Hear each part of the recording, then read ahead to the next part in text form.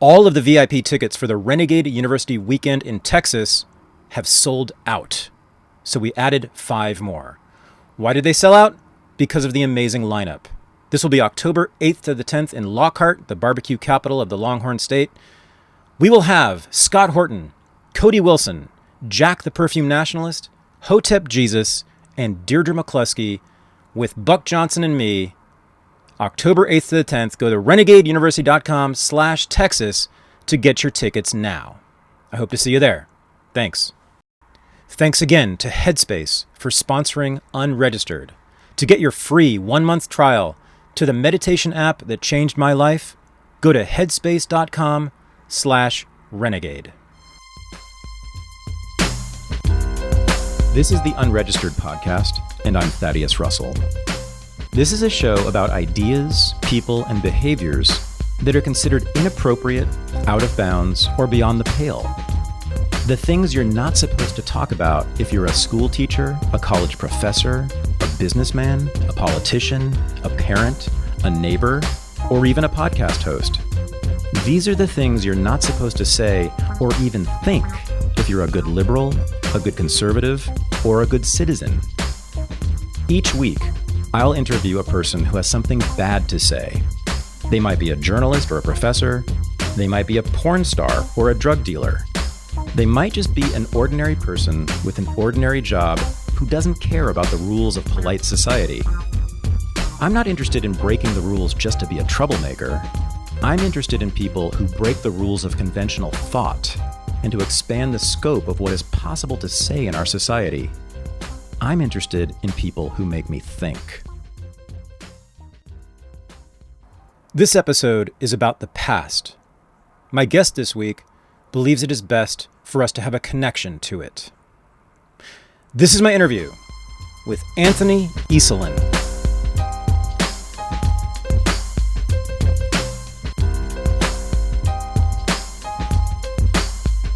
I'm joined from New Hampshire by Anthony Esolen, who I'm so excited. I've been waiting for this for years. I heard you on another podcast several years ago, and I was absolutely taken by your story and your view of the world. And then I started reading some of your articles, some of your writing, and I have to tell you, I was just stunned by the beauty of your writing, number one, and then also the depth of feeling you bring to your writing, and then the fact that you and our politics, Dr. Esolen, are about as far apart as they can be. Although I do think we agree on some things, though. I think there's some things that we have some major convergence on. But in terms of our fundamental position politically, I don't think you can be farther away from me than you. We'll get into that, but I just want to say, first of all, thank you for this. Thank you for being on the show. Well, thank you for having me, and thank you for those kind words. You know, I like to think when it comes to my essays that I have the best teachers that a guy could wish for. You know, like my teachers are already are behind me.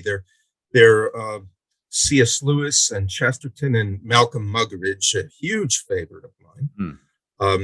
How can we put Malcolm Muggeridge, a conservative man of the left? An interesting combination. And I mean, when you have these guys and they teach you how to write, rather than current journalists really don't know very much of anything, then you can't go too far wrong. Yeah, I mean, it was really the quality of your writing, which I have described to many people as darkly beautiful. I'll take that. Yeah, I mean, there's a darkness to it, but not in there's a lot of lament for, I think, where the world is now in your writing. A lot of that, the feeling I get, just lament about modernity, essentially. Yeah. Right? Is that fair to say? Yeah, that's fair to say. I'll give you an example of this. So my wife and I were looking at an old book last night of American folk songs, right? 100 or so of the most popular and most beloved American folk songs. from the founding of the country to the time, which was 1964, I believe, when the book was published. And the foreword to the book says that these songs have entered the American consciousness and will always be sung, will always be beloved, right? These are songs that, well, not everybody will know every one of them, but every American will know most of them, and everybody will have had the memory of singing them. Mm-hmm. That was 1964. That's all gone. It doesn't exist anymore. That's gone. And I can't pretend that I don't know that that's gone, right? Right. I know that it's gone. Hmm. I also know that that is a peculiar thing, right? So if you go to any culture, anywhere in the world, any time in the world, at any stage of technological development, doesn't matter, you will find people singing songs that their fathers and their grandfathers and their grandmothers sang, songs that get passed down from one generation to the next. Sometimes they get passed down for so long that the language of the song is no longer the ordinary language of the people speaking day to day, right? And yet they love this. This happened with Homer. This happened with the Anglo-Saxon songs, with Celtic songs, with Irish, right? This is a normal thing for mankind. And it's called culture, and we don't have it. Mm-hmm. And I've been writing about that for a long time now. I found out, though, by the way, that I wasn't, this is not original to me to say that the West was not changing its culture from a higher one to a lower one, or a more fruitful one to a less fruitful one, but was losing the very thing itself, culture itself. Yeah. That was said already in the 1940s by Joseph Ratzinger, Pope Benedict XVI's teacher, Romano Guardini. Right. And it was said also by one of my favorite authors, the Catholic existentialist Gabriel Marcel. They were already saying this. They were already drawing a distinction between human beings in culture and what Marcel coined the term, I believe, mass man. Yeah. Right. And maybe we too are united on that, right? That it's not a good thing to not have a culture and to be a creature of the masses and mass phenomena, right? When you say there's no culture, do you mean that there's no common culture? No, I think I mean something even more dreadful than that. But it would be one thing if there was no common culture, but the subgroups within your empire or nation had their cultures. There's something like that characterized the Roman Empire, right? There was an overarching Greco-Roman law, Greco-Roman culture, but also the subgroups within Roman Empire. The Romans generally left you alone. If you paid your taxes and you didn't commit crimes, the Romans left you alone. And so you had your original languages, you had your original religions, your songs and so forth, right? Perhaps something like that also characterized the Austrian-Hungarian Empire, though maybe they had much more shared culture than what I just said might lead people on to believe. But I don't think right now that the groups in America have the thing itself, right? So if you go to, let's say you go to an African American enclave in a city, major city, will they be in that place? Will they be singing the songs that their grandparents and great-grandparents sang? Okay. And the answer is almost certainly no. Right. Will they be reading the poetry that their grandparents read? And the answer is almost certainly no. Okay. They'll be watching the same damn television and listening to the same songs, the same sort of songs, whatever it is, mass-produced, right? With not much distinction from one to the other, okay, that everybody else is listening to. There's not that much there. Yeah. And this is a new thing for human beings. I don't think it's a good thing. So you mean there's no connection to the past or knowledge of the past or interest in the past? Right, right. And see, this is the way human beings are interesting creatures, right? We're not like dogs in this sense. Okay, um, we we remember. My dog Jasper remembers, but we recall.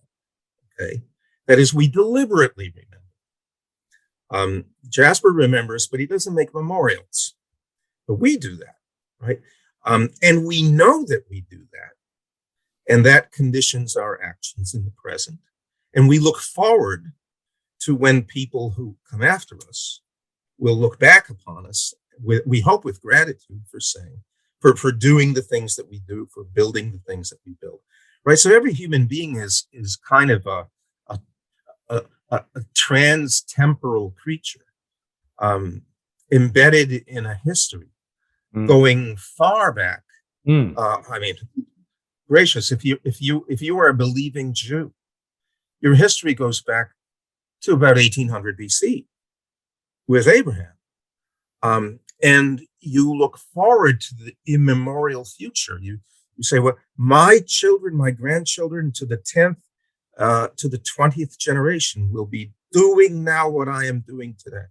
Okay, that I say is normal for human beings. So that it's an extremely powerful case of it. And to lack that, I think, is to lack culture, right? It's to be just sort of positioned in your moment of time and the forces that condition you at that moment. And it's like being spiritually amputated. Yeah. Okay. You're going to have to convince me that that's a bad thing.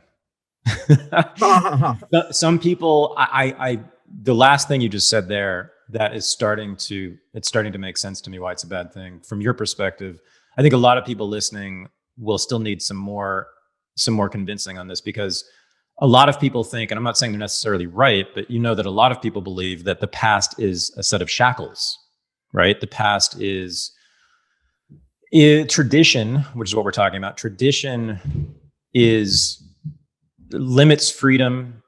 It tells you that you're supposed to behave and believe in particular ways. It ties you to a community. Often it ties you to a physical location, a geographical location, which then psychologically might limit one's mobility and freedom.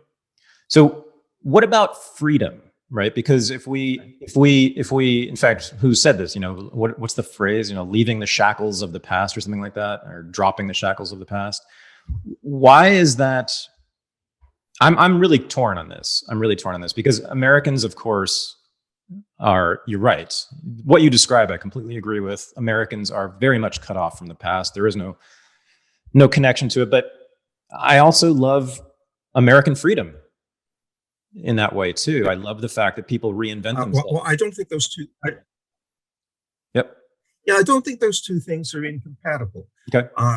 And my again, my leading lights on this are the conservative men of the left, and that's not an oxymoron. Okay? Mm-hmm. Mm-hmm. Not until nowadays, I suppose. But they're Chesterton and Muggeridge. Chesterton says about tradition that it's the democracy of the dead. That is, we don't deny the franchise to our great grandfather just because of the accident that he happens not to be breathing and walking the earth right now. That is, tradition is that granting of great grandfather a vote. Okay. Now, it doesn't mean, and Chesterton is quite clear about this, it doesn't mean traditionalism, right? That is, we are going to do exactly the same thing that our fathers did and our great grandfathers did. No. Okay. That's not, that's an artificial thing. That's not a living thing. That's no longer a living tradition. That's a mummified thing. Great. Okay. If you think of a culture organically, You can think of it as an organism that grows and develops over time. We hope develops. Cultures also die. Okay, they wither and die. But if we think of a culture in its still rising form or still thriving form, it isn't exactly what it was. It can't be, but it still is exactly what it was. That is, let's say that you're a Jew in the Babylonian captivity. Okay. And you are the prophet Jeremiah. They didn't listen to, and Babylon came and destroyed Israel. Or you're a prophet after Jeremiah, and now you have to confront the fact that most of your people are uprooted from their land, and the temple was destroyed. Right? You don't say, well, everything that came before us now is swept clean. None of it was true. That's basically to commit suicide. But what you do say is, what our fathers gave to us was precious, but there's something else here that they did not experience.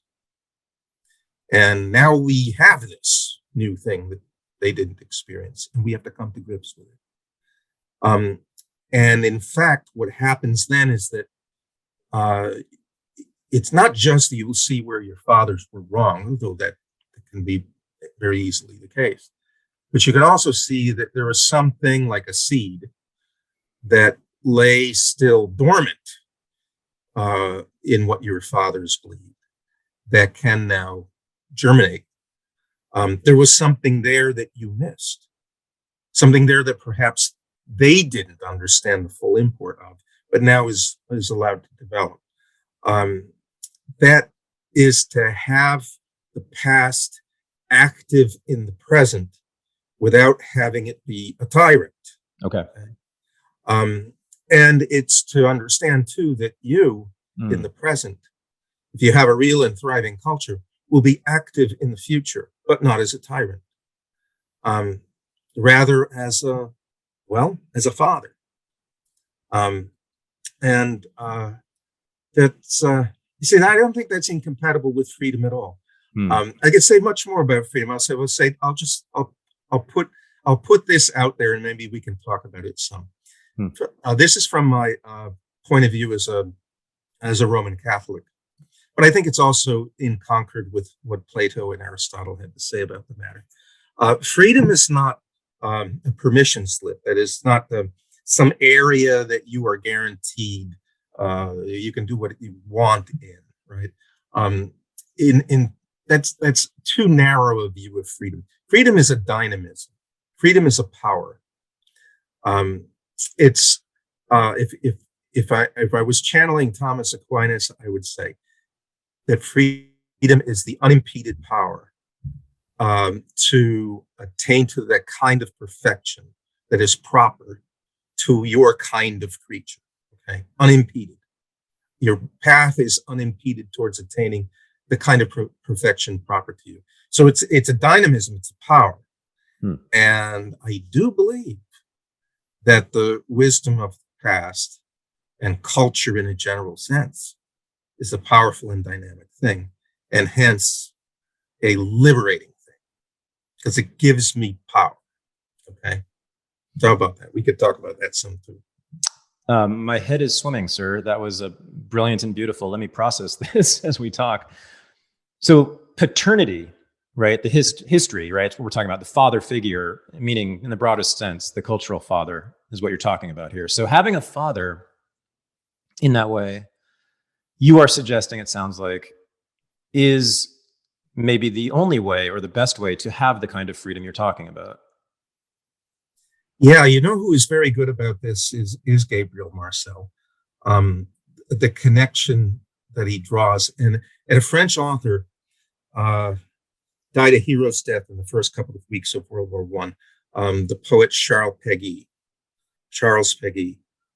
in a book called The Portal to the Mystery of Hope. He draws a connection between fatherhood and hope. so in a powerful way, fatherhood is always aimed towards future. Yeah. Even while it brings into play the immemorial past. There's something essential to fatherhood, to something about fatherhood that orients the soul towards both directions, the distant past and the distant future, is related to the virtue of hope. Without the father, you are trammeled up in the present moment and its worries, or you are easy prey for, Marcel would say, easy prey for the mass phenomenon. Right? They just kind of wash over you. In our time, it's the mass media and mass education and mass politics. They're all kind of the same thing. Right. Fatherhood is a power to transcend that. Right. Yeah, and it shields us in a sense, or makes us strong. It makes us strong so that we can resist the vicissitudes of the present, I suppose. Yeah. Okay. Yeah, and those vicissitudes now are, again, this is something, I don't think we have come to grips with it yet, because it's something new in human history, right? That human beings live so detached from the exigencies of the physical world, right? I mean, most of the time we are not plowing a field, riding a horse, sawing blocks of ice out of a frozen lake so that we can have ice cream 6 months later in the summer. We're not doing any of those things, but we are bombarded by messages, and the messages are mostly shallow. It means that we find it hard to concentrate long enough, or to take our ease long enough to read a good book, or listen to a symphony by Mozart, right? That's difficult for us. And that's, and we don't have any compensatory, strong daily engagement with the natural world. So this is very new in human history, and I don't think we've come to grips with it yet.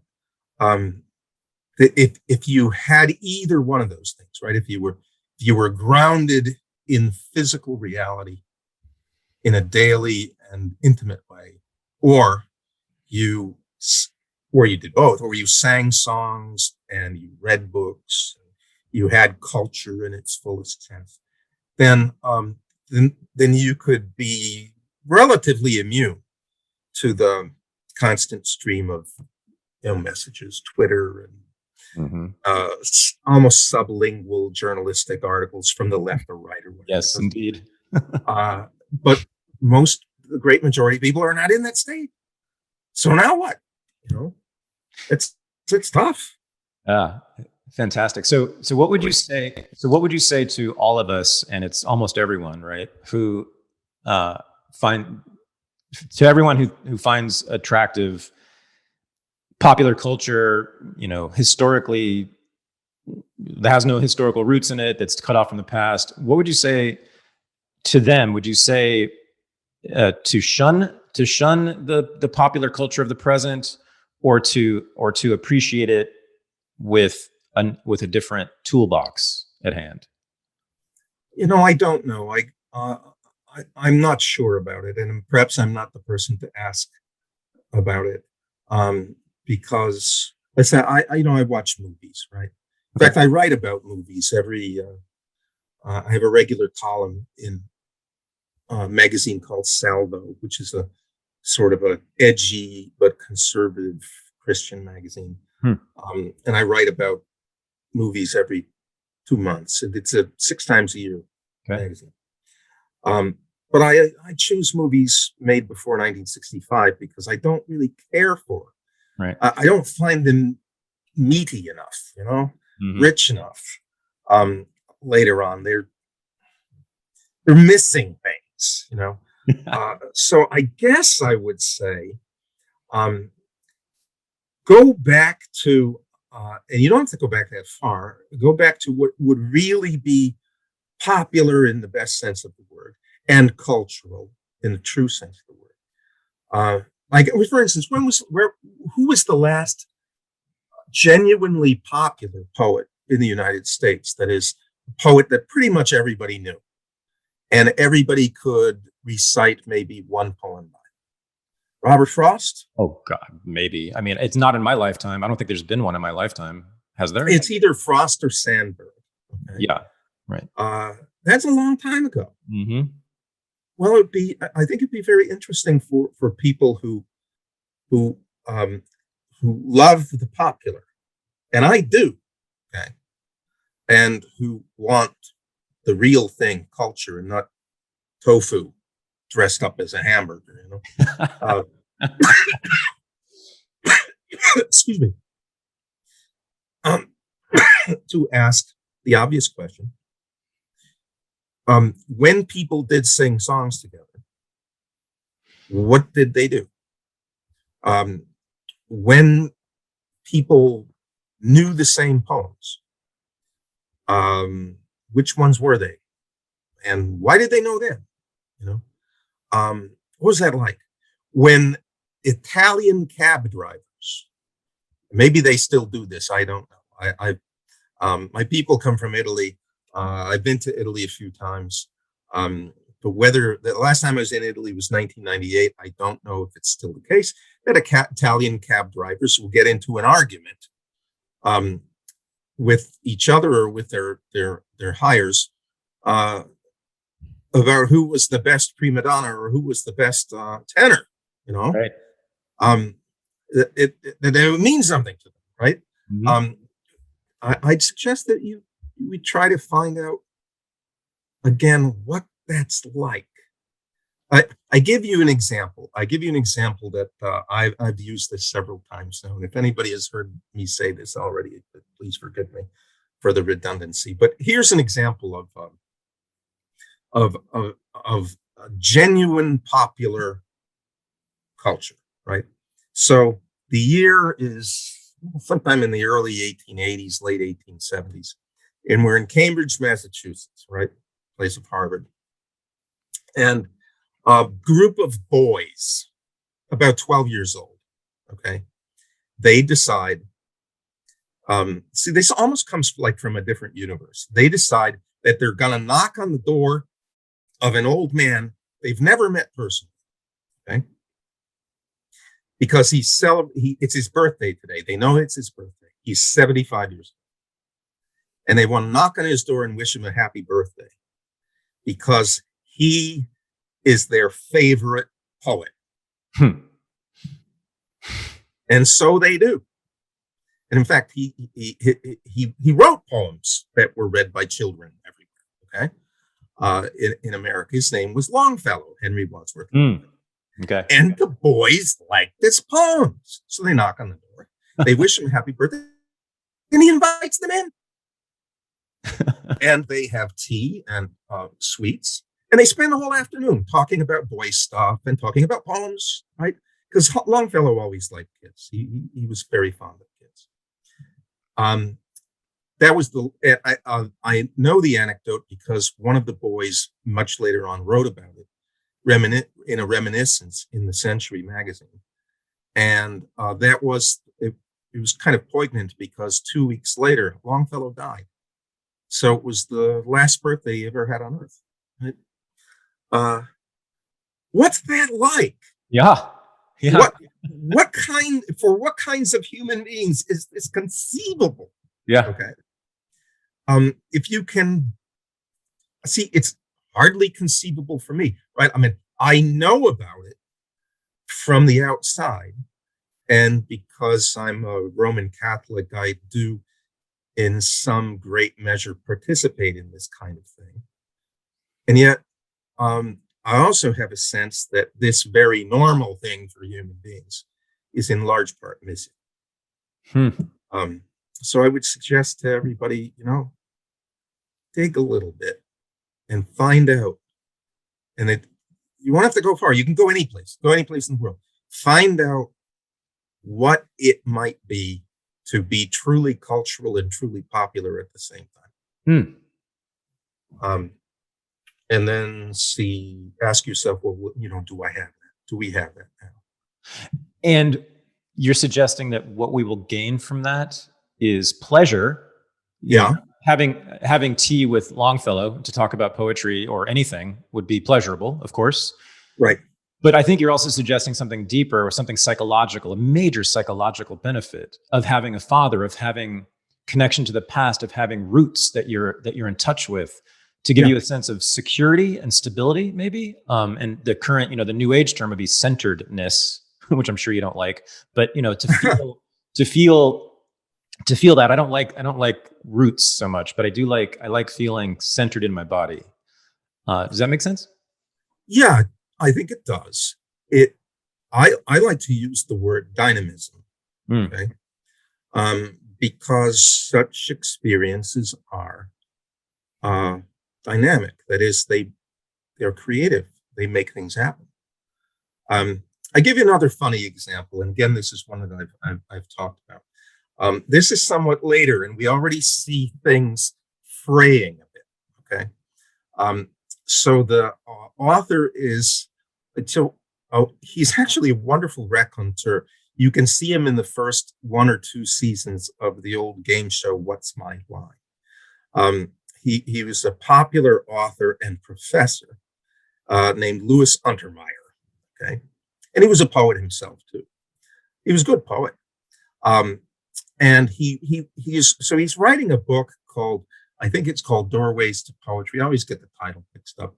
He wrote 2 books that were attempts to win young people over, that is teenagers, okay, over to reading poetry and not being afraid of it, understanding what it is and, how to read it and so on. Okay.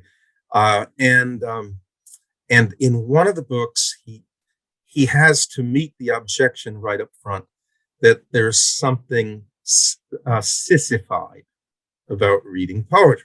Okay? And he says, come on, all right. Lord Byron was a hero in the war for Greek independence. He was a martyr, and the Greeks still honor him as a patriot, a founder of their country. Right? And Shelley was this and so forth. But then he tells a story about a high school in which every kid in the English class had to recite a poem that they liked. And then the teacher would call upon other of the students to evaluate the recital. Okay.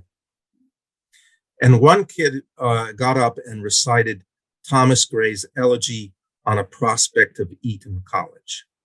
And this is a famous poem. He's looking out upon the fields of Eton, and the boys are out there, they're playing ball. Yep. And he thinks about what it's like to be those kids, and what their future is likely to bring.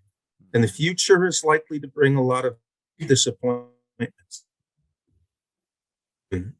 And that's it's really a very sad poem. And that's the poem that ends, no more where ignorance is bliss, 'tis folly to be wise. Right? So the kid recites the poem, and the teacher calls upon a linebacker on the football team, the high school football team, happens to call upon him and says, well, what do you think about the recital? And the kid says, I can say nothing about it. And the teacher says, well, what do you mean? And this big 220-pound kid says, it was very fine. That is my favorite poem in the world. And I cannot talk about it. Now, again, imagine what kind of human being could say that. But that's a normal human being. And if the whole story that we've just given is unimaginable to us, then I think something's wrong with us.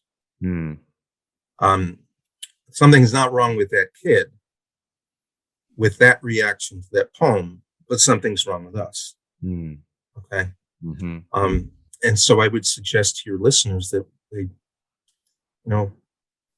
find out what we're missing. And I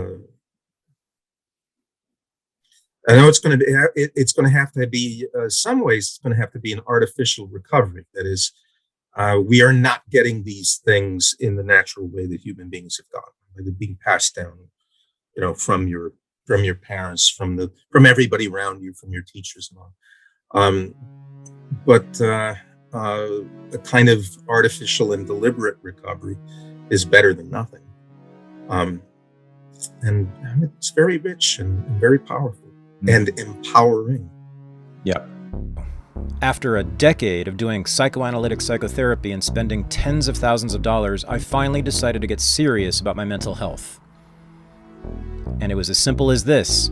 I took the free 1-month trial that Headspace offered, the mindfulness meditation app, and I did their first 10-minute course. After 10 minutes, it felt like the chemistry in my body had changed.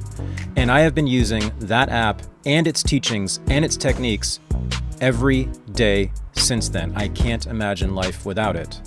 And this is true for countless people across the world, many of whom have said in scientific studies that their anxiety, their depression, their insomnia, all have been tremendously alleviated by Headspace and similar mindfulness meditation apps. So go to headspace.com/renegade to get the exact same free 1-month trial that changed my life. Again, go to headspace.com/renegade to make yourself feel better and to make your life a whole lot better. Thank you. Very persuasive, very, very persuasive. But let me push back a little bit. I'm going to make I want to make an observation here and see what you have to say about it. Okay. You're talking about missing things, right? Missing things from the past in this case, missing things from culture. A lot of people, I think, listening to you right now would say, well, you, Dr. Esolen, are missing a lot because you haven't watched movies since 1965. And let me say, when you said 1965, not only that date is very important for two reasons for me. Number one, that's the year I was born. And number two, that was the year the motion picture production code was abolished in Hollywood. Right. Now, do you watch, are you talking about American movies that you watch? Mainly American movies, yeah. Great. Okay. I must confess that I don't have a whole lot of knowledge of foreign film. Okay, good. That makes it simpler for me. Okay, so now what you're talking, so you are attracted to films that were made during rampant censorship in Hollywood, and you don't like the films that have been made since that censorship was lifted. That's an interesting way to put it. So I think for about 15 years after 1965, Hollywood made a cartload of movies that are genuinely great. Good. In a decadent genre. Okay. Yes. Yes. Great of a decadent kind. Yes, great. Totally agree. We may call them I don't know. I don't know what would be the analog in painting or sculpture, but great works of a decadent sort. Absolutely. So we get The Last Picture Show. Yep. Last Tango in Paris. Last Tango in Paris. Yeah, right. Last Tango in Paris. The Deer Hunter. Dog Day Afternoon, which features a trans person. Dog Day Afternoon. Right. Perhaps the first two Godfather movies. Godfather 3 is not all that good. Right. And then after about those 15 years are up, it's kind of slim pickings. I watch movies after 1980, but they disappoint me all the time. There's not enough there. The range is pretty narrow. The actors, the interesting thing about the actors that came of age in that other period is that they these are largely not college boys and girls, right? They all knew what poverty, or most of them knew what poverty was like. That's right. If they weren't in it themselves, they were right next to it. That's okay? right. The men, most of them knew what it was like to serve in the army. Okay.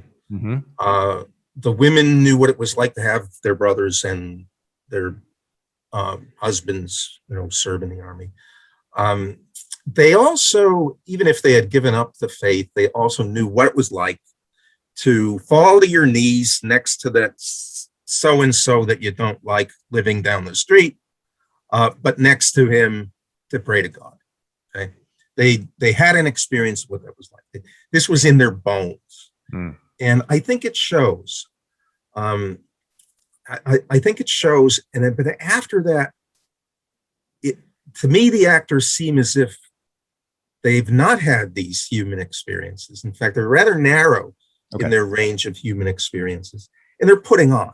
It seems like they've gone to film school, or they've gone to acting school, and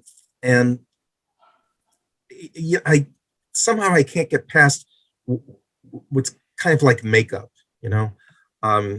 It seems doesn't ring true. Okay? They're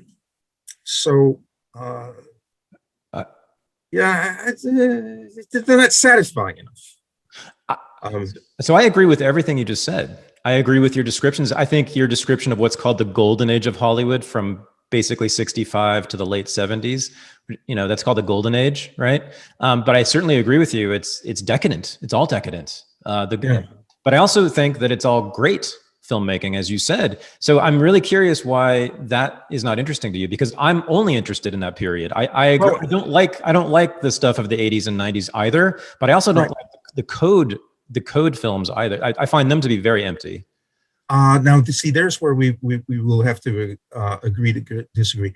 Sure. I find those 30 years to be extraordinary and powerful. What Hollywood had to do was Hollywood couldn't get away with cheap tricks.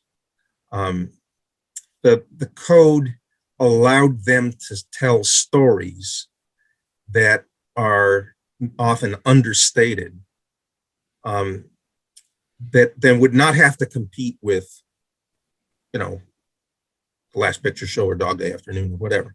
For instance, a movie like the one that won Best Picture in the 50s, Marty, which is basically just the story of a fat, ugly, 30-ish butcher, an Italian-American played by Ernest Borgnine, who's lonely and meets a nice girl, right? And if you put it that way, there doesn't seem to be much to the story at all. But I think the story is a profound examination of loneliness and insecurity and of the disappointments that come in the wake of using sex merely for momentary kicks. It was very interesting. One of Marty's friends who tries to get him at one night to go along with him and another guy and a couple of nurses, to basically do things all night long. The next morning we see him. The guy is played by Frank Sutton, the sergeant in the Gomer Pyle television show. Next time we see him, this guy is dispirited and rather slack and dull. He's not regretful. Oh, he's had a great night, but there's a dullness to it. There's no mirth. And it's either that kind of life, which Marty is not really that interested in, or it's his lonely life, knowing that no girl is ever going to be interested in him. He's fat and he's ugly. He's fat. And he looks like Ernest Borgnine. And then he meets this girl who's also lonely because she's not she's no great beauty. And I think it's a powerful movie. you know. But Hollywood could make those then because they didn't have to compete with what? Midnight Cowboy. Talk about decadence.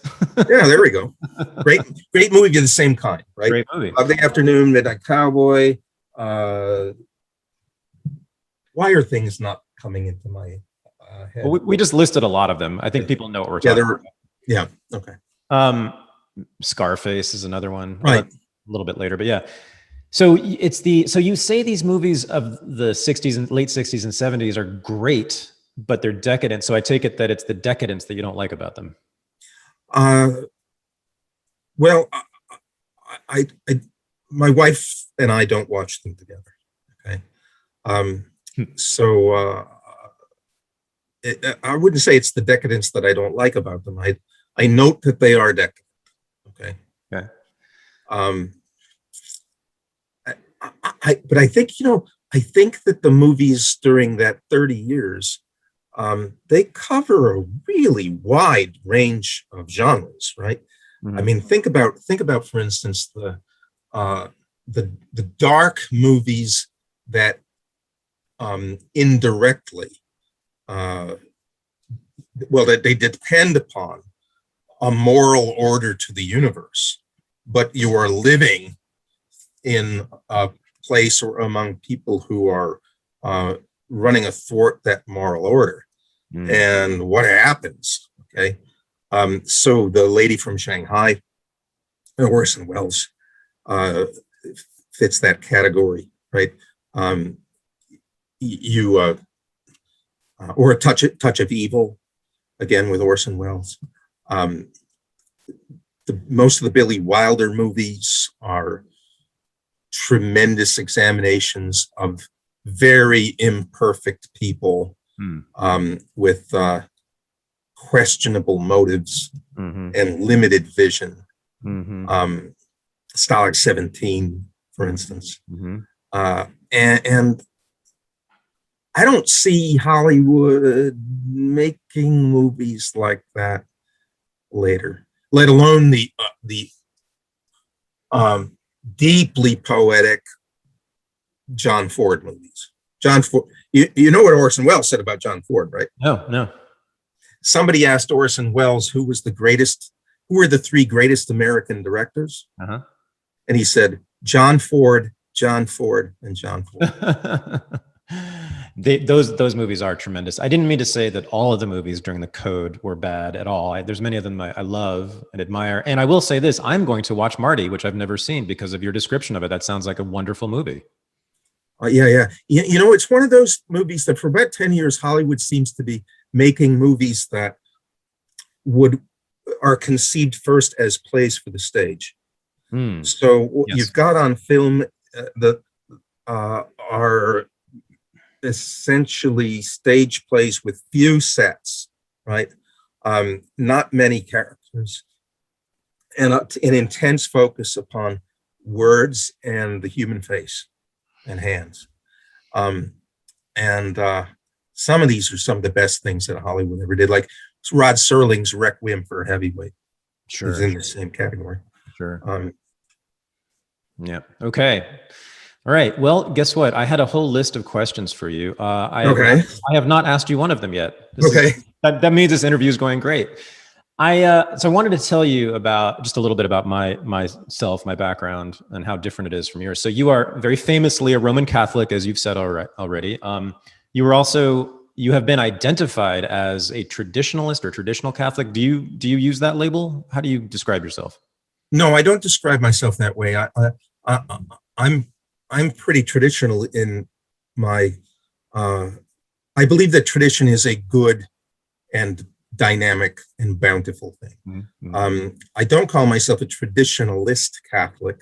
I'm a Roman Catholic. I believe all that the Church teaches. Well, not the current church, not the current church. Well, the church, the current Pope. What do you mean by the church in this case? Well, what the church teaches is basically encapsulated in the Catechism. Gotcha. That came out in the 1980s.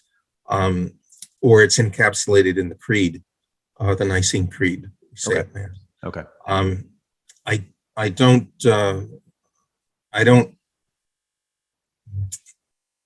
don't say, well, the church says X about this, but I say Y. That I follow the church. Now, that of course the church doesn't tell me. Church doesn't tell me, what I am supposed to think about. Church doesn't tell me what I'm supposed to think about. You name almost any political issue right now, other than things that are directly moral, such as the killing of an unborn child. Right. Church doesn't. The church is a lot broader than your faculty lounges. Okay, your faculty lounge. Yeah. You've got 1,000 things that you've got to say yes or no to. Oh yeah. Oh yeah. Church is not like that. We are going to get to that for sure when we talk about Providence College and all that. Absolutely. And diversity of the church is such an interesting insight that you have about that. But so here's the deal. I was born in Berkeley, California in 1965. My parents were revolutionary socialists, Trotskyists. I was around hippies and gays and lesbians and feminists and lefties exclusively throughout my childhood. So that means that I did not know a practicing Christian until I was an adult. Wow. I did not know a conservative or Republican until I was an adult. Wow. So that means that I was born into a church as well, just a very different one, right? You get my point there. I get the point. Unquestioned assumptions. There was religious thinking in that way. To call anything into question that was central to that church was anathema. And I have been ostracized because of my questioning relentlessly ever since I became an adult about that church. So that's where I'm coming from. And can I interrupt you for a second? Please. You've got to read Malcolm Muggeridge. I do. Yes. Okay. He has the same kind. Well, it's different place, right? For him, it's London, and it's the Fabian Society. Okay. His father was a Fabian, a socialist. And he hung around all those people. And in some ways, the upbringing is in the life history is parallel. Okay. I will do it. I promise you. Okay. I will. Absolutely. I'm going to watch Marty and read Malcolm Muggeridge, who I've never read yet. Thank you. So yeah, it's just that I found you and was so attracted to your way of thinking is very interesting to me. Just that alone is just very interesting to me. It says a lot about me. It says a lot about what I think is your brilliance, but it does say a lot about, there's something inside of me that's been yearning for what you have to offer. Wow. Well, it's not me. I'm just a conduit, right? Okay. Well, I don't agree with that, but that's okay. I know what you mean. I'm a conduit for Dante and Aquinas and Augustine and sure, Chesterton and Plato and sure, yeah, and the poets. And we haven't mentioned this yet. It'll be in the show notes, but you're a very well-known translator of Dante and many others like that. So you are clearly a conduit for them, but you're also your own thinker and your own man. Don't you think? Well, I got to say what Augustine said. Okay. This is very generous on Augustine's part, because he was thinking of the pagans in his midst and of the past. That is, the Neoplatonic pagans of the current times, and Plato, especially Plato from the distant past. Sure.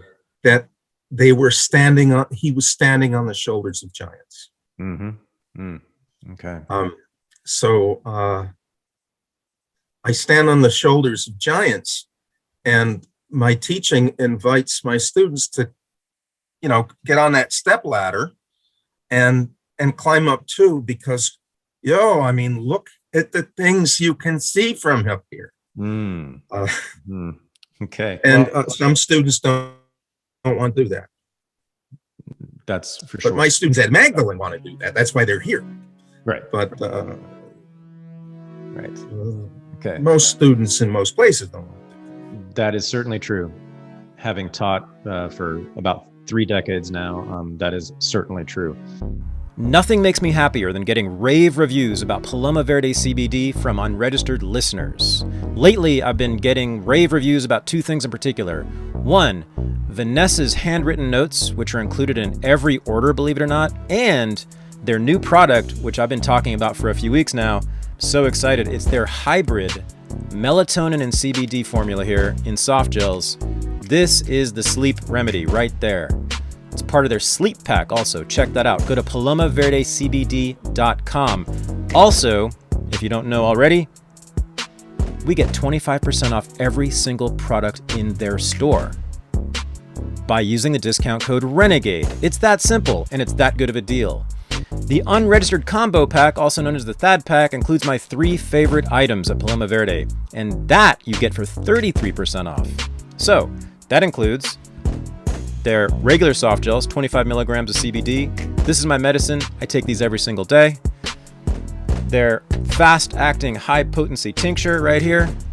This is the bomb right here. Put a few drops under your tongue, and for me, my anxiety just floats away. And they're delicious fruit-flavored gummies. They come in various flavors. All of them are pretty much the best gummies I've ever tasted, whether they're THC or CBD. This is amazing stuff. So again, go to palomaverdecbd.com. Use the discount code RENEGADE. Get 25% off everything in the store. 33% off the unregistered combo pack. Check out the sleep pack also. You're going to change your body, change your life, and I thank you. I want to hear about your background, your childhood, your upbringing. I don't know much about it at all, and I'm very curious. So you want to just narrate? Yeah, sure. So my grandparents came over from Italy. On my mother's side, they came over from the poorest of the poor places on the mainland, from a mountain village in Calabria. Mountain village, probably about 2,500 years old, founded by Carthaginians. Wow. Okay, maybe about 2,300 years old. My father's parents came from a mountain village about 40 miles outside of Naples. So they're also Southern Italians, but their people were a little bit better off up there than they were down in Calabria. Mm-hmm. And that's still the case to this day. They came over and they moved to northeastern Pennsylvania, where there were the anthracite mines, Sure, the coal mines. And my grandfathers went down the mines. Okay. The interesting thing about the mother side of the family is that all the people from this one little village in Calabria ended up immigrating to this one little borough in Pennsylvania. So that you didn't just think, I'm going to America, neighbors going to America. They all went to the same place in America. mm-hmm. So we all have cousins, my neighbors. I never realized to what extent this was true, but all my neighbors when I was growing up had cousins that were neighbors of my cousins back in Italy. Okay. But all the guys went down the mines. The work was brutal. A lot of them got black lung disease. My father's father had his neck broken in an explosion underneath. Wow. He didn't die. Wow. He was in constant pain from then on, and the Delaware and Hudson Company paid him nothing compensation. So they were very poor. They grew up during the Depression, which in my neck of the woods lingered for a very, very long time. So I grew up among immigrants, largely from Ireland, that founded the towns, then Italy, and then Poland, with some Russia. Okay. All the men, until the mines started to shut down, they either went down the mines, or their brothers went down the mines, or their father had gone down the mines, right? And that was basically it. Huge, huge heaps of coal dust were a feature of every town where I grew up, maybe a couple 100 feet high, okay? And boys would ride their dirt bikes up and down, because of the slide. You wouldn't get filthy from it. It was anthracite coal dust. It was like glass. Right. Okay? Right. You could handle this stuff in your hands and not get dirty. Mm-hmm.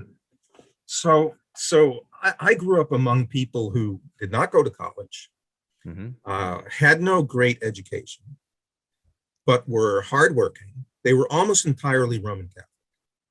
They were almost entirely voting Democrat because that was the thing in those days, right? Sure. I mean, FDR courted them. My mother's father loved FDR. My father, though, didn't. My father liked Truman a great deal better, and he thought FDR was a con man. He thought that Social Security was a swindle because it was the most regressive tax in the country. Huh. He also told me all the time not to think that big business and big government were opponents, but they were hand in glove. And he gave me a practical, visible example of this, right? Everybody worked all the time, right? Women, so my mother, for instance, worked in a dress factory as soon as she graduated from high school to bring money into the house, not our house, but her parents' house, to bring money into her parents' house until her youngest sister, my mother was fifth out of 6 children, until the youngest kid would graduate from high school, and then she would work in the dress factory. When the youngest kid graduated from high school, she'd take my mother's place in the dress factory, and that would free my mother up to get married to my father.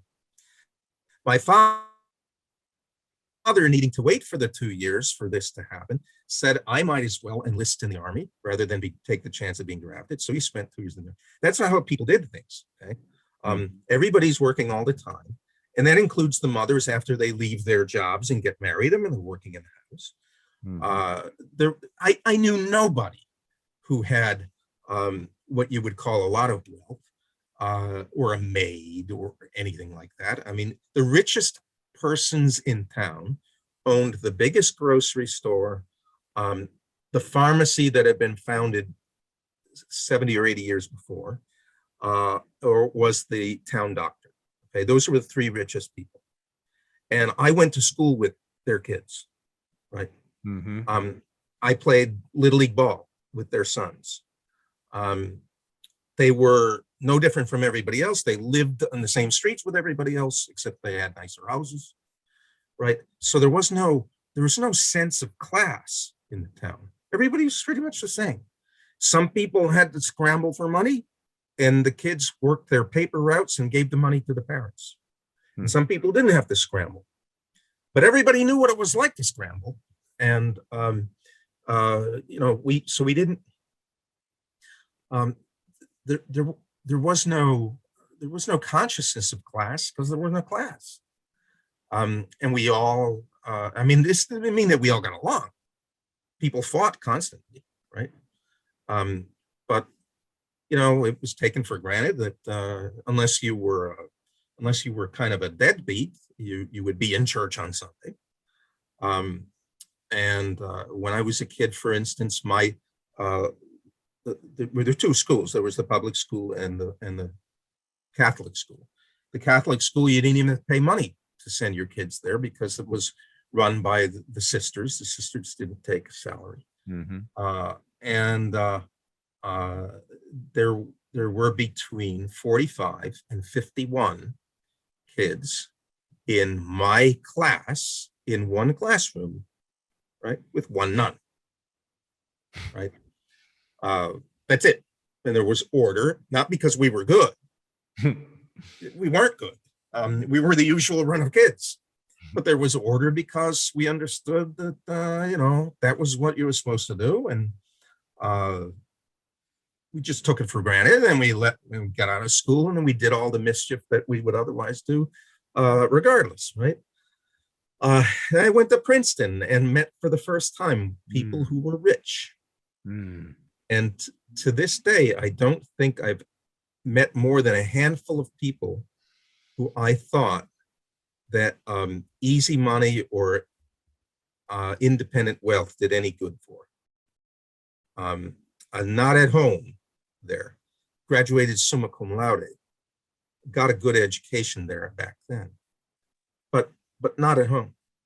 I'm a conservative Republican who really does not like rich people as a group.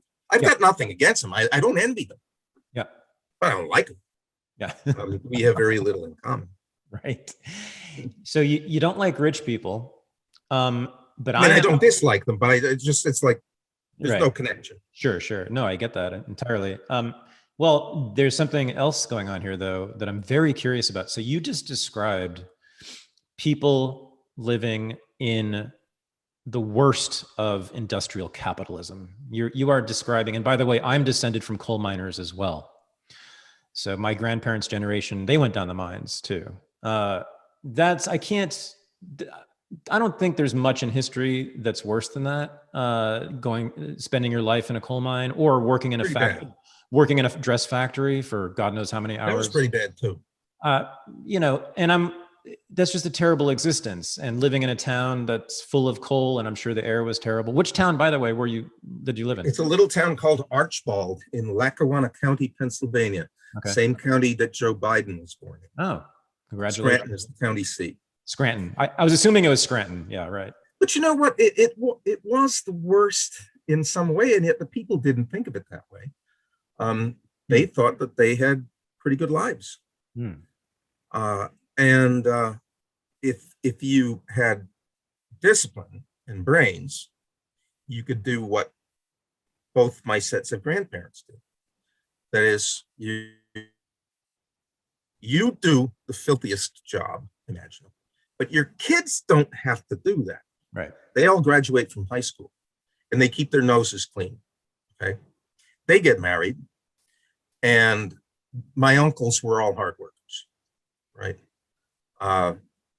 They then, they're not stupid with their money. They don't waste their money. They do work hard. They do most of the jobs around the house themselves. Nobody hired anybody to do a job, right? You do it yourself. Or you get your brother or your brother-in-law to come over, and that's what my uncles did. They'd go from house to house every couple of years, painting the house. You paint the outside of the house. They bring their ladders, they paint our house, and then, paint my Uncle Frank's house, and so on. It's what you did. And then the children go to college. Right. If they want to. Okay. And my grandparents thought, this is a great life. Oh, yeah? Because they're comparing it to Caserta Vecchia and Tiriolo. And they're saying, oh, come on. When I was in Tiriolo, I was working in a construction road crew at 8 years old. Yeah. That's my mother's father. Yeah. Yeah. I don't want to go back there. Right. Okay. Okay. Here, if you exercise the ordinary virtues, you're not stupid. You don't get drunk all the time. Mm-hmm. You don't get the neighbor girl pregnant. You can make a life, and then your kids have a better life, and their kids, by the time you got that next generation, they're cleaning the clocks of the people who were already here when you came. They're wiping the floor with them. Okay. So then, what do you think about capitalism? I give 1.5 cheers for it. Yeah. 1.5 cheers. And this is part of my conservatism, right? Mm-hmm. Of course. So, yeah, because I say what I really want are the most human things, right? And if you are a system of capitalism, I suppose that capitalism has many different forms that it takes, different places and times. But if your system destroys those human things, then I don't like the system. Okay. The human things should not be subordinated to the system. System should be subordinated to the human things. And I believe the same thing about politics generally, right? C.S. Lewis puts it in, I think it's The Abolition of Man. No, it's in an essay called, in one of the essays in the collection called The Weight of Glory. He says basically all of politics, all of economics, all of military adventure, right? All of it is aimed ultimately, or should be, so that. And then he gives 3 scenes of intimate human things, right? So that a man and his friend can be discussing a book they like while drinking a beer, or somebody else can can enjoy a walk out to the lake in peace, or so that there should be a boisterous family in the living room playing a game. Okay, it's to multiply, it's to promote and provide for and multiply these scenes, or the opportunity for these scenes, that we have all of politics, all of economics. And Chesterton said the same kinds of things in different ways. And to the extent that the politics enables those things to happen, then we've got things in order, all right? But to the extent that politics prevents those things from happening, or is predicated upon those things not happening at all, right? Then there's something wrong with the politics. And I say that same thing about the economics. Economics has to be ordered towards those human things. It should not be the master. And those human things, so many of them have to do with the home and the household. Yeah. Well, I mean, a conservative like you should be very troubled by capitalism, because capitalism has produced more of what you dislike than anything. It has produced more transitory, decadent cultural forms than anything in human history. Don't you think? Yeah. The thing is that if we define capitalism as economic liberty plus banking, or a system of credit, okay, then capitalism was invented by the seacoast cities of Flanders and northern Germany, and by the Italian city republics of northern Italy, right. Yep. In the Middle Ages, right. Okay. And Dante, by the way, has big problems with this whole thing. But when it was invented, it wasn't what I call Jabba the State, right? Engulfing and gobbling up everything in sight.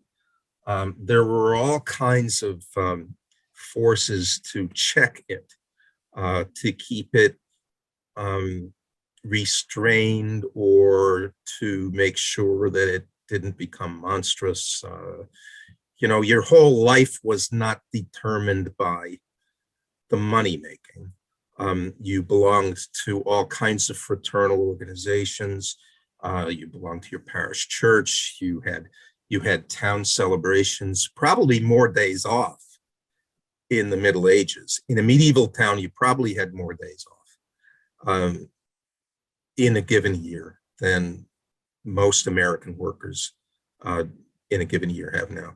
Probably by far, too, right? Because there are feasts all over the place. Yes. And then there was Sunday, right? Nobody worked. Yes. Yep. So human life, those human things didn't get swamped by the capitalism. Yeah. The Industrial Revolution is the big watershed there.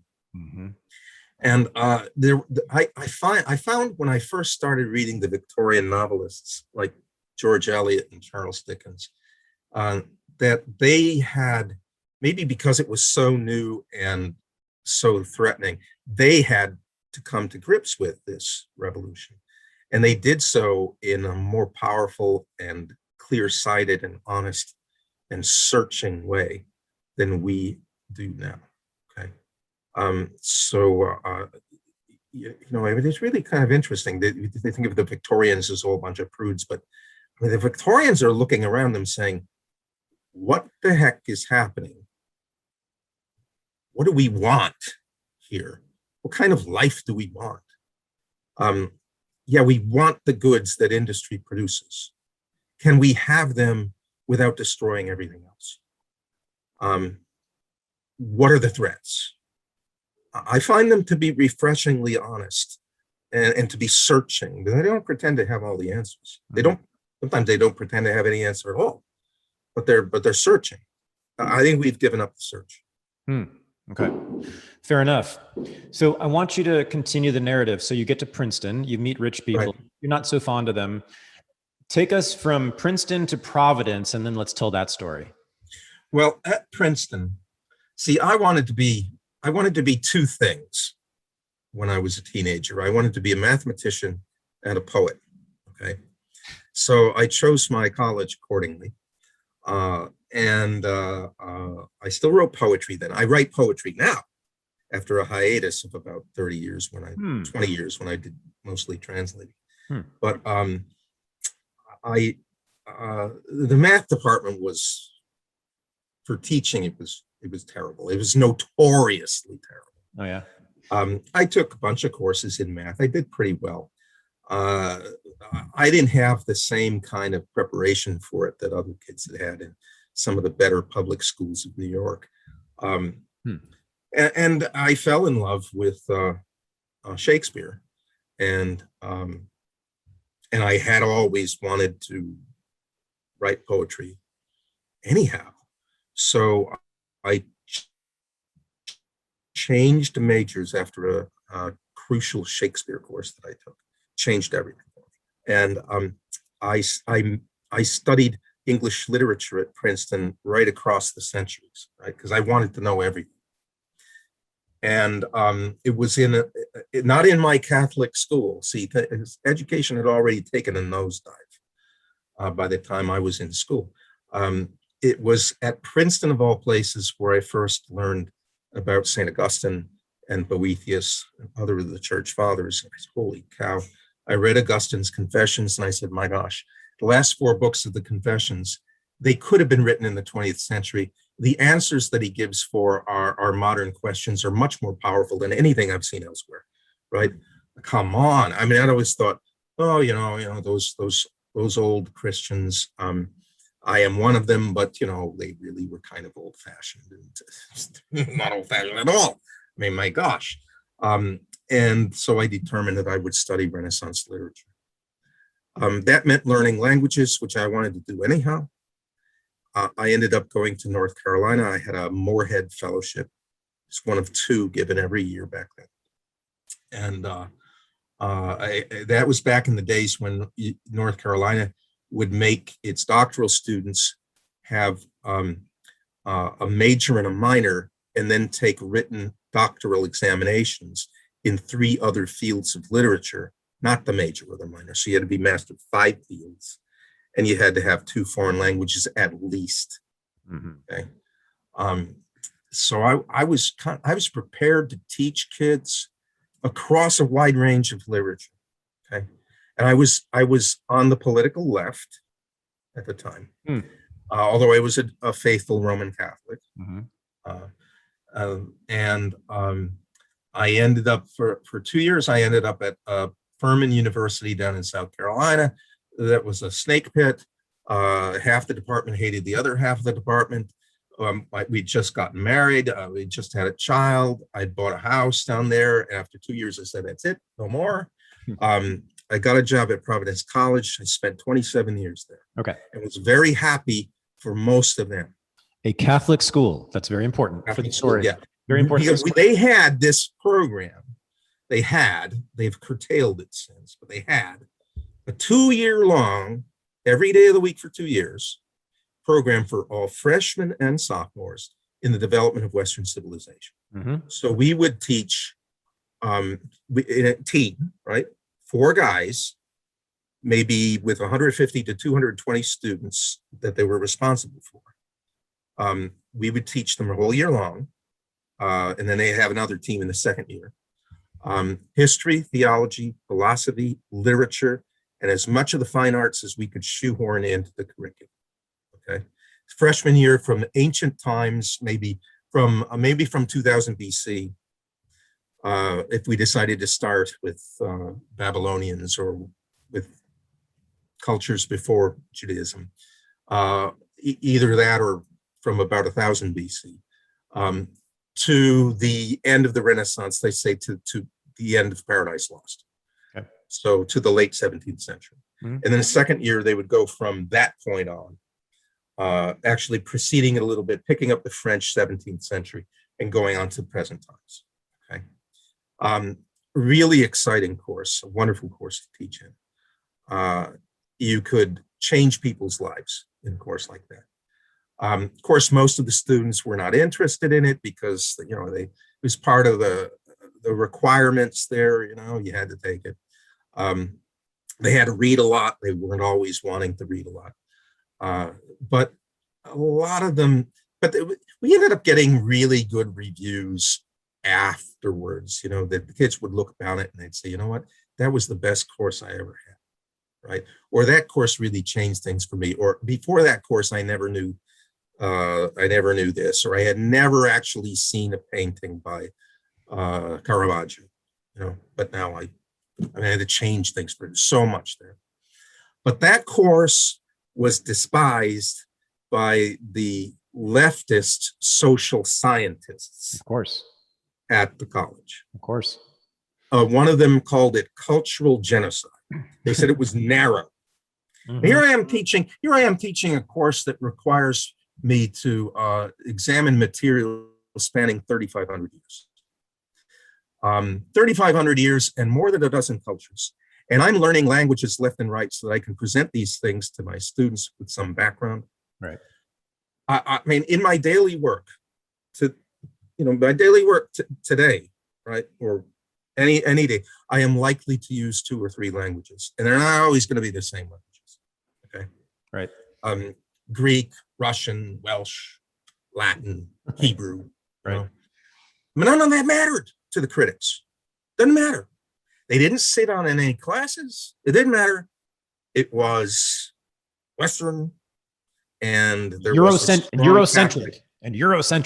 Yeah, Eurocentric, right? Yeah. We span a whole bunch of continents, right? I mean, the whole thing starts in Asia, right? Oh, yeah. And I was all Eurocentric. I mean, they wouldn't even, it was one thing if they had said something like, there you are teaching the ancient Roman Republic and then the Roman Empire.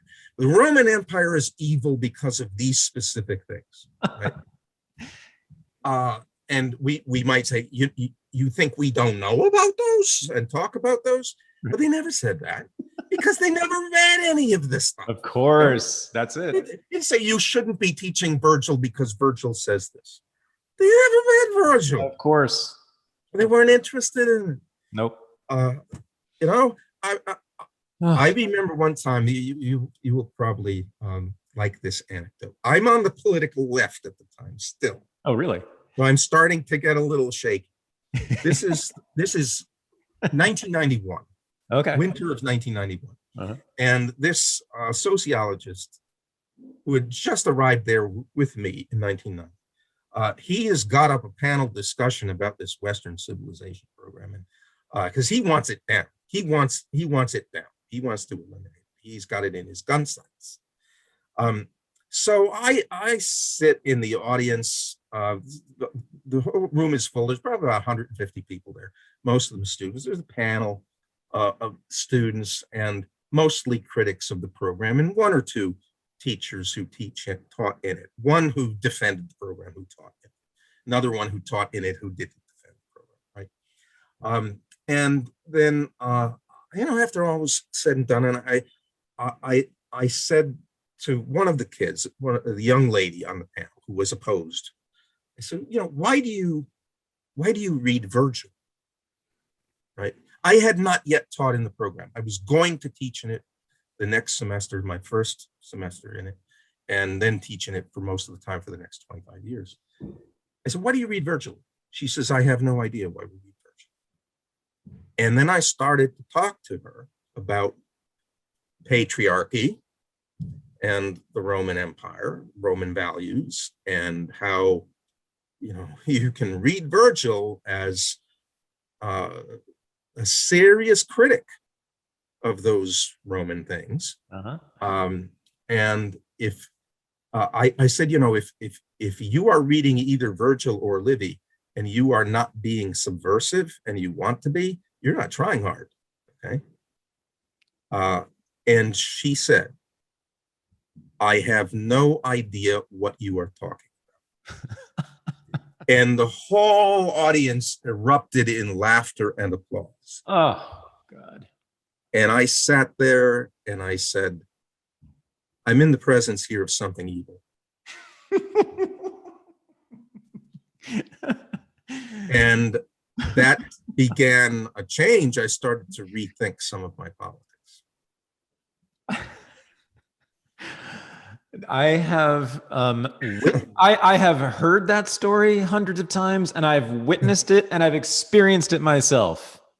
Yeah, it's amazing, isn't it? I taught the Great Books course at Columbia, and it's the greatest intellectual experience of my entire life, and I am so grateful that I did that. And at the time, I was in the middle of writing a dissertation about 20th century labor history, by the way, including northeastern Pennsylvania and the anthracite coal mining region there.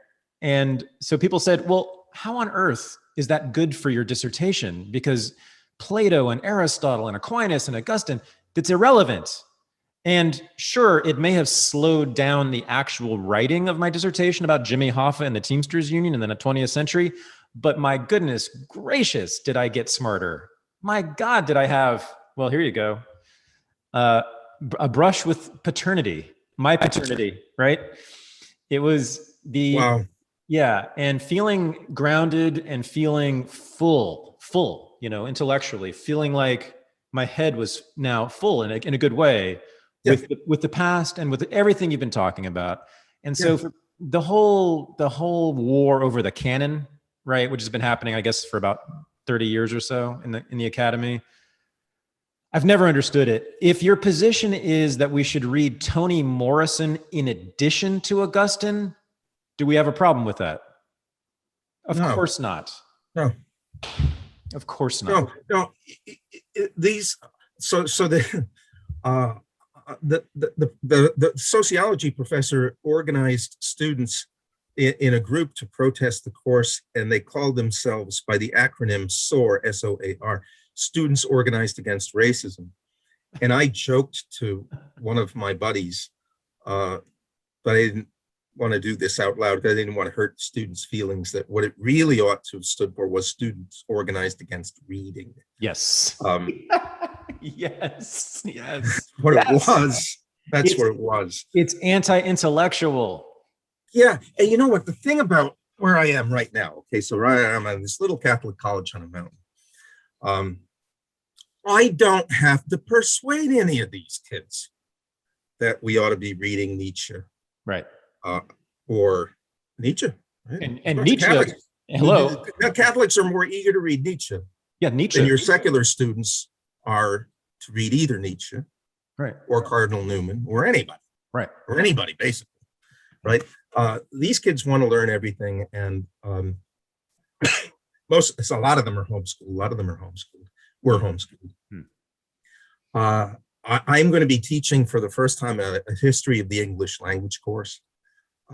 This year, it's going to go on for the whole year, and I don't have to persuade kids to sign up for a course like that. I don't have to say, believe it or not, you're actually going to learn a lot in a course like. You're going to be knocking down the door to get it. I don't have to say, oh, you know what, you're going to be reading. We're going to be reading the Brothers Karamazov this year in our humanities course. What we've got here is a 4-year-long humanities course taught by a team of professors. Wow. All students reading the same books at the same time. The freshman, sophomore, junior. It's the most beautiful. All reading the same books at the same time. It's the most beautiful. We're going to be in the modern world this year. Yeah. 6 hours a week for the whole year. So we're going to hit Dostoevsky. I don't have to persuade these kids, should read Dostoevsky. They want to, because they don't want to be stupid, they want to learn things. And it's like they're standing up on a mountain and saying, hey, look what you can see from here. Look what I've seen. I see this great thing. Come here and share it with me, right? I see this great thing. I want to show it to you. You never believe it. Come on. Well, it was tough doing that at Providence, but you could do it. Okay, it was possible to be done, Right. but you had to try hard, Right. and you would not succeed with everybody. If I could reach a third of the class, that would be absolutely phenomenal. Okay, most people would be satisfied with a tenth. If I could reach a third, I mean, that was just great. But the critics, they didn't want to read. They didn't want to think about any of these things. And they didn't know how narrow all that was. You know, it's like somebody saying, and nobody would say this because you would know immediately how stupid it would sound. But let's say you're in Rome. You're in Rome, and the Vatican Museum is across the street. And today is a special day. No visitors are allowed in the museum except for these few professors over here, your team professors, and you, if you want to go with them into the museum. Nobody else is there.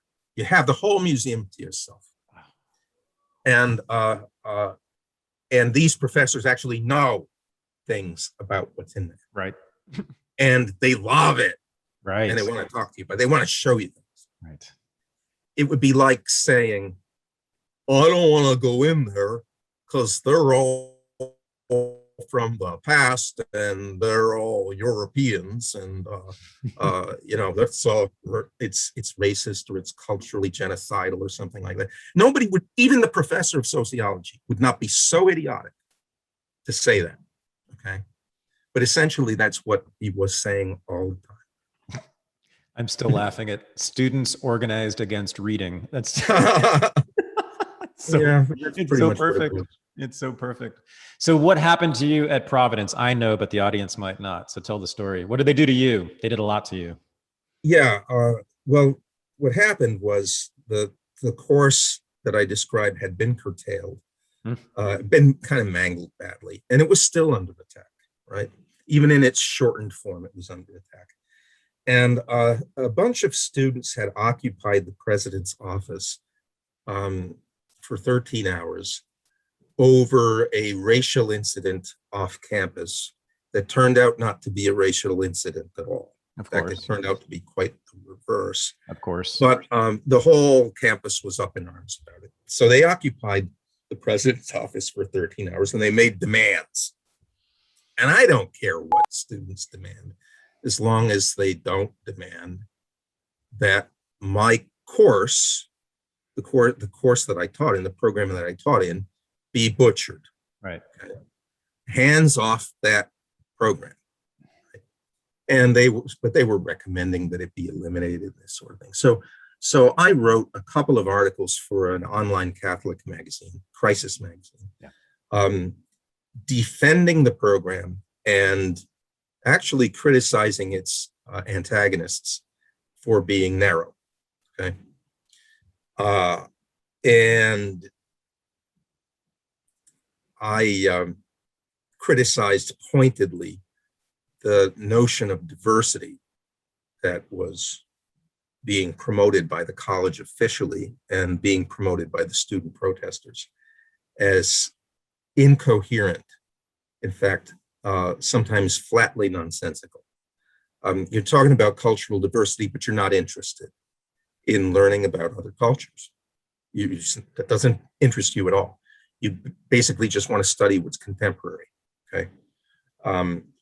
Whereas the past is now our great storehouse of what's foreign to us, our great storehouse of foreign or alien cultures, and are not interested in this. So I called them out for it, took them to task, okay? And I got called a racist. In fact, first time ever at the college. Jesus. Group of students get together protesting and chanting against a particular professor. Now, I wouldn't care except for the fact that I only stayed at that college because of that program. And what they essentially did was ruin the possibility that I could reach young people in that program. Right. Right. So we're not talking about people who'd show up for my classes because they say, well, I'm going to take Dr. Esolen over here. I don't care what anybody says. I know better. Right. I'm not talking about that. I'm talking about the hundreds of students who would be in that Western civilization program, not because I was there or I was not there, but just happened to be in that section of the class. They had poisoned the well. How could I now teach those kids? In fact, they would then be encouraged to associate what I taught with wickedness.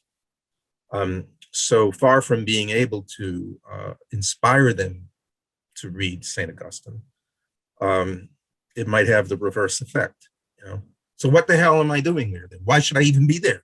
Mm-hmm. Mm-hmm. And the behavior of the faculty was so shameful that I couldn't look them in the eye without feeling embarrassed on their behalf. Mm. They had showed themselves to be cowardly, yes, and stupid. Yes. And I don't enjoy being around people that I think are cowardly and stupid. Right. I like to be around people that I can admire. Yeah. And well, come on. An old mentor of mine at the college who had passed away many years before, he said to me once, he said, Tony, we're going to lose you. I know we're going to lose you to Harvard or Columbia or Yale. So we're going to lose you. And I said, Rodney, I'm never leaving this place as long as they keep that program, your program, as long as they keep that program intact, I will not leave. I promise. Well, of course, they didn't. I also would have stayed. I still thought I had a great job until the last maybe 3 or 4 years there. I thought I had a great job. But sic transit gloria mundi and all that. Right. So you left. I left, yeah. And now here I am at this great little place. And the funny thing is that you, Thaddeus Russell, would be more at home here. Oh yeah. Okay, oh yeah. Than I, Roman Catholic, would be at, let's say, UC Santa Clara. Absolutely. Oh, I would love it at Magdalen. That's strange. I'd have a great time there. Absolutely. Sure. Isn't that strange? Well, we live in strange times, don't we? Yeah. Yeah. This is where you and I converge completely. I believe that the chief characteristic of contemporary academics is cowardice. Cowardice. I have been in faculty meetings, as have you, I'm sure, where there are 200 or 300 social scientists sitting and watching someone give a presentation about rape culture in which the statistics are completely skewed, and obviously so, and any social scientist would see immediately, and I'm sure they did see immediately, that this was all falsified. Yeah. Yet they said not a word, not a word. These social scientists, these professional people in this field wouldn't say anything. I had Occidental College students, this was about 5 years ago, Black students on campus they went into an uproar about the violent racism they were experiencing every day at Occidental College. And so, Occidental? Of course. So in my mind, I wasn't allowed to vocalize this, but in my mind, I said, tell me what happened to you. And right. There was a faculty meeting. Every faculty member showed up. Again, we have all the historians and political scientists and sociologists there, people who know everything about everything. And four students got up in the front of the class and started to talk about how they just had these terrible, violent, racist experiences every single day, and yet not a single specific reference to anything that had ever happened to them at Occidental College, or really in the whole world. Yet the faculty gave them a standing ovation and let them continue to occupy every administration building on campus and to hound administrators and their staff, by the way, Latina 20-something-year-old women who were secretaries for professors were being harassed. They surrounded buildings, they threatened people. And to this day, they've never mentioned one specific thing that ever happened to them. You know what I think? I'm going to say something deeply politically incorrect here. Of course you will. So my mind turns to the Oxford of Cardinal Newman, or the University of Cologne of Albert the Great, or the University of Paris of Thomas Aquinas. And these are all male enclaves, right? Doesn't mean that they all act like, drunk linebackers, but it does mean that in the quest for truth, your personal feelings are of no interest to anybody. Mm-hmm. And in fact, if you start harping on them, we'll tell you to shut up, because they're not to the point. They're wasting our time. Okay. Mm-hmm. And imagine that a young 20-year-old kid says to a bunch of grown men, I experience terrible acts of racism every day. The men will ask him, give us an example. Okay. Because the men know that most people exaggerate or tell lies, or they say, give us an example. This is a very serious charge. Tell us what happened. Okay. And then he either does, right? And they say, okay. Well, we'll see to that. All right. Don't get yourself all in a lather over it, though. Come on. There are more important things for you to be thinking about and talking about and doing. But we'll see about it. Okay. Right. Or he comes up with nothing. Or he comes up with something trivial, something that could be interpreted in a different way, or maybe it was, but it's really not that big a deal. And you say, either, kid, get a grip on yourself here, or, kid, you've slandered that person and you owe him an apology. Right? Yep. And unless you give an apology, you're out of here, because obviously by your own admission, comfortable here, so you're out. Oh yeah. And it, you know what? It would never reach that point. But you cannot now hurt the feelings of certain groups of complaining students or faculty. Adolescents. Yeah. Yeah. I mean,